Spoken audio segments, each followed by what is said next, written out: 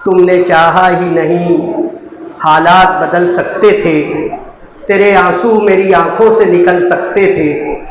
तुम तो ठहरे ही रहे झील के पानी की तरह, बहते दरिया होते तो बहुत दूर निकल सकते थे।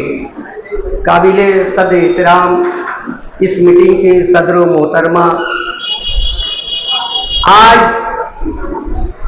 एहतसाम अंसारी साहब बोल रहे थे कि अब बूढ़ा कब तक का बोझ उठाएगा, नौजवानों का वक्त है। तो मुझे भी ऐसा लग रहा है कि भाई मेरे को मुख्तसर बोलना चाहिए, नौजवानों को आगे आना चाहिए। काबिले सद एहतराम मुअज़्ज़िज़ व बावक़ार हाज़रीन, आज हमारे शहर में जिस तरह की सियासत चल रही है, मेरी उम्र इस वक्त तो 72 साल से मैं प्रवेश कर रहा हूँ, 72 साल पूरी होने वाली है। मैंने हारून अहमद अंसारी का इलेक्शन देखा, निहाल साहब का इलेक्शन देखा, शब्बीर सेठ का इलेक्शन देखा। अल मुख्तसर कि मैंने आज तक हमारे शहर के जो लीडर थे, जिनके दिलों में कौम की मिल्लत का दर्द था, एक दूसरे से सियासी इख्तिलाफ रखते थे, लेकिन उसके बावजूद छोटा सा हमारा शहर था, हर बिरादरी के लोग मिलजुल कर एक साथ रहते थे, एक दूसरे का दुख दर्द बांटते थे। अगरचे वो आलिम नहीं थे, अगरचे वो मुफ्ती नहीं थे, लेकिन बावजूद उनको सरकार दो आलम सल्लल्लाहु अलैहि वसल्लम से मोहब्बत थी। आका अलैहिस्सलातु वस्सलाम के जो नायबीन थे उनकी इज्जत करते थे, मस्जिदों से जुटे रहते थे। आज हम बोलते हैं कि हम मस्जिद और मदरसों के शहर में पैदा हुए हैं। मैं हमेशा कहता हूं कि मस्जिद और मदरसे के शहर में पैदा होने से इंसान जन्नती नहीं हो जाता। जन्नती होने के लिए जन्नत वाले काम करना पड़ते हैं। तो उस वक्त तो हमारे जो लीडरान थे वो आलिम नहीं थे, मुफ्ती नहीं थे, मस्जिद के इमाम नहीं थे, ईदगाह के खतीब नहीं थे, बावजूद इसके उनके अंदर दीन का खौफ था और मिल्लत का दर्द था। तो वो हमेशा इस बात पर अमल करते थे कि आका अलैहिस्सलातु वस्सलाम ने इरशाद फरमाया है कि सारे कलमा पढ़ने वाले एक जिस्म की तरह है, और जिस्म के किसी हिस्से में अगर कांटा गड़ता है तो पूरा जिस्म उस तकलीफ को बर्दाश्त करता है। अल्हम्दुलिल्लाह ये हमारा शहर ऐसा शहर है कि कोई यूपी से आया तो मालेगांव की धरती ने उसे अपने सीने से लगाया, कोई पिलखोर से आया उसे सीने से लगाए, कोई झोरगा से आया उसे सीने से लगाए, कोई अहमदनगर से आया उसे सीने से लगाया। गर्ज ये कि ये हमारा अपना शहर, तमाम बिरादरी, तमाम अकायद, तमाम मकसद, बावजूद इसके इख्तिलाफ के एक दूसरे के दुख दर्द में हमेशा शामिल होते हैं। लेकिन आज की ऐसी घटिया सियासत, आज की ऐसी जलील सियासत कि कोई बिरादरी के नाम पे हमें बांट रहा है, कोई गुंडागर्दी के जरिए हमें बांट रहा है, कोई एक दूसरे की ऐबजोही के जरिए हमें बांट रहा है। कोई कहता है कि मैं वीडियो बताऊंगा, कोई कहता है मैं उसका पोल खोल दूंगा, कोई कहता है मैं उसका पोल दूंगा, कोई आस्तीन चढ़ा के बात करता है। मेरे अजीज भाइयों, मेरे दोस्तों, आज बात हमारे शहर की है। मैं पूछना चाहता हूं, ईदगाह ग्राउंड में जब हमारे बच्चों को क्रिकेट खेलने नहीं दिया गया तो उस वक्त तो किसी ने आस्तीन नहीं चढ़ाया, उस वक्त तो कोई नहीं मस्जिद से निकला। एक लड़की शेर महाराष्ट्र की बेटी शेरनी शान हिंद साहिबा वहां जाती है और वो खुद बैट लेके बोलती है कि मैं क्या क्रिकेट खेलूंगी, मेरे साथ खेलो, देखते हूं किसका कौन क्या बिगाड़ता है और कौन क्या उखाड़ता है। ये भी शान हिंद का। कोरोना के वक्त तो चोरों की तरह, डाकू की तरह हमारे शहर का पानी दावारी की तरफ मुंतकिल हो रहा था, पाइपलाइन बिछ गई थी, कोई लीडर आगे नहीं आया। यही मुस्तकीम था जिसने उनके सारे प्रोग्रामात को फेल किया, वो मंत्री है। आज हमारे के यहाँ के लीडर अपना नाम कम लेते हैं, मंत्री का नाम ज्यादा लेते हैं, और मुस्तकीम हमेशा मंत्री की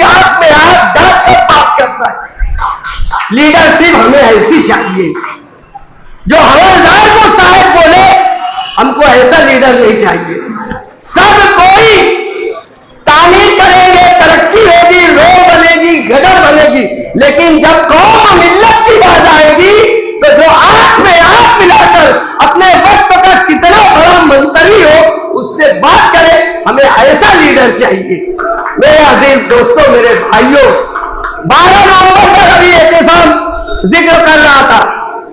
मैं पूछना चाहता हूं आपसे मेरे भाइयों, क्या इंसान की जिंदगी में सरकार दो आलम सल्लल्लाहु अलैहि वसल्लम से मोहब्बत और उनकी अजमत से बढ़कर दुनिया में एक मुसलमान के लिए जो बेनमाजी हो सकता है, बेराह रवि का शिकार हो सकता है, लेकिन जब सरकार की अजमत की बात आएगी तो वो एक बेनमाजी, बेराह रवि वाला, बेरोजगार, जो हज नहीं करता, जो रोजा नहीं रखता, नमाज नहीं पढ़ता, मस्जिद से दूर है, लेकिन जब सरकार की अजमत की बात आएगी तो सबसे पहले वो आगे भागेगा। कहां से सारे लीडर 12 नवंबर पर सब 9/11 कोई ऑफिस से बाहर नहीं निकला, कोई वार्ड से बाहर नहीं निकला।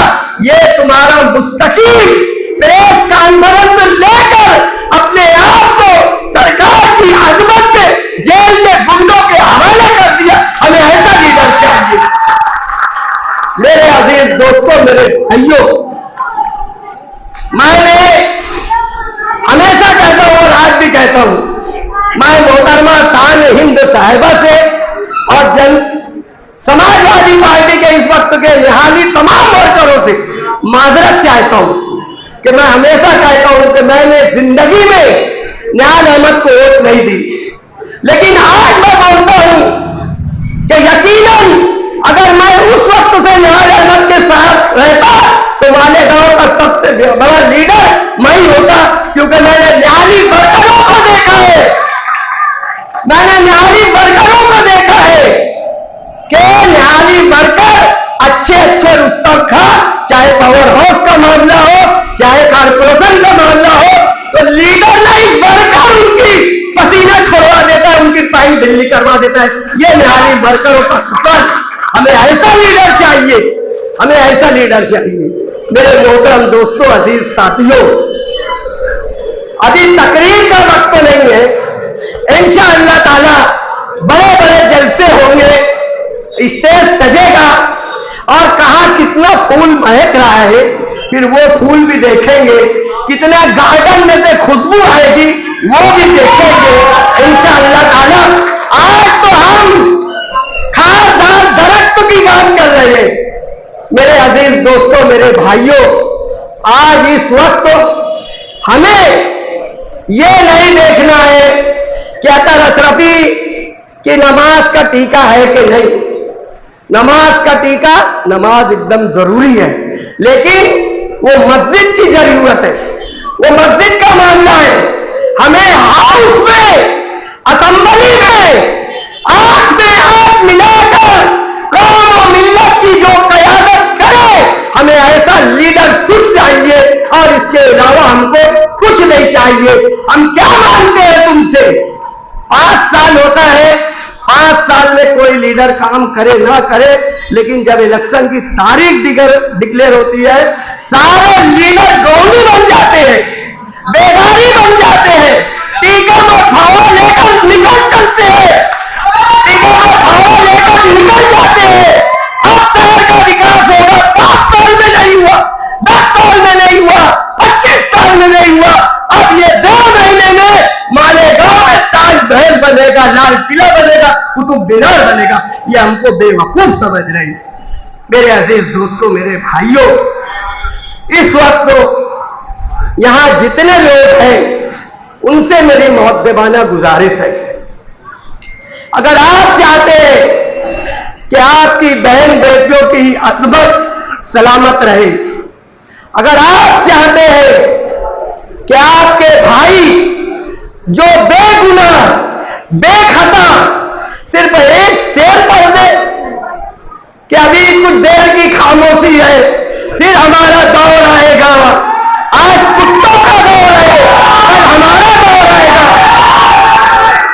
सिर्फ इतना बोलने पर बड़ा आलिम जेल की सलाखों के पीछे, कोई आलिम को ईमानी हरारत नहीं आई एक शब्द उस आलिम की मोहब्बत में बोलने के लिए।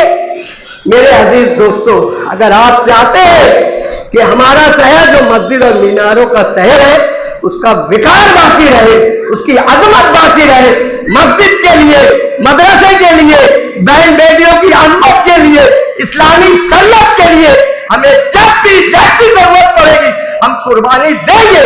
लेकिन हमें एक ऐसा कायद चाहिए मजबूत, जिसकी रग रग में सियासत हो, जो हर सियासी सवाल का जवाब बगैर किताब खोले फौरन अदा कर दे, तो वो है निहाली खून में ताबिर।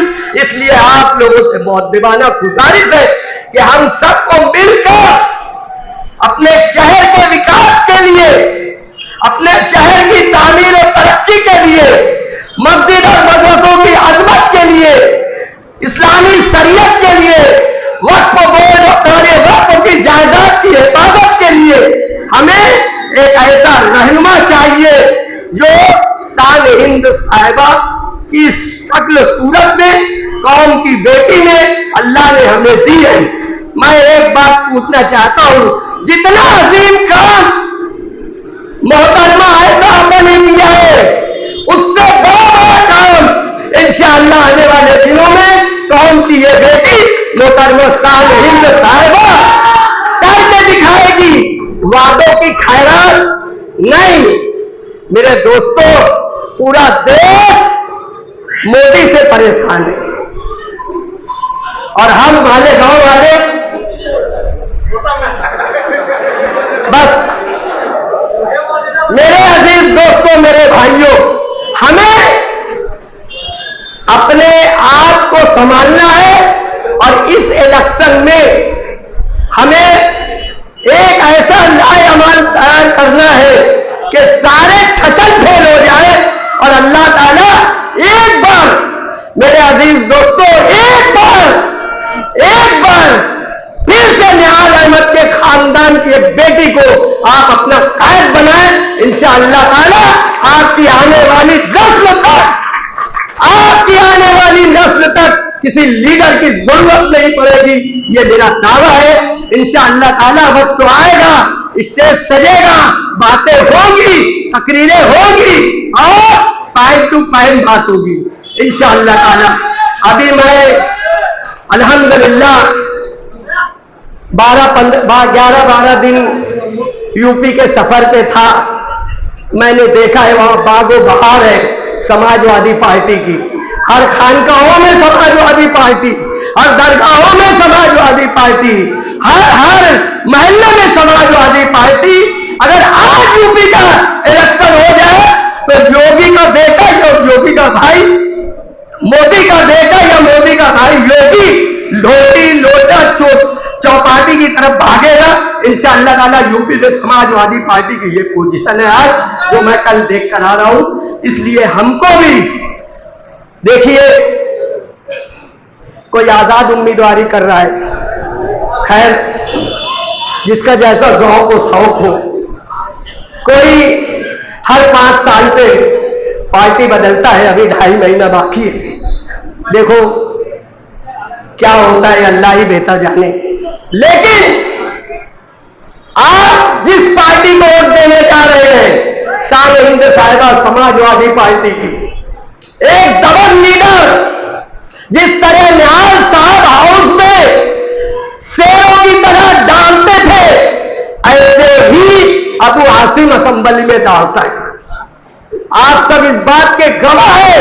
वो सिर्फ मुंबई की बात नहीं करता, वो मालेगांव की भी बात करता है, तिलकोर की भी बात करता है, दारेगांव की भी बात करता है।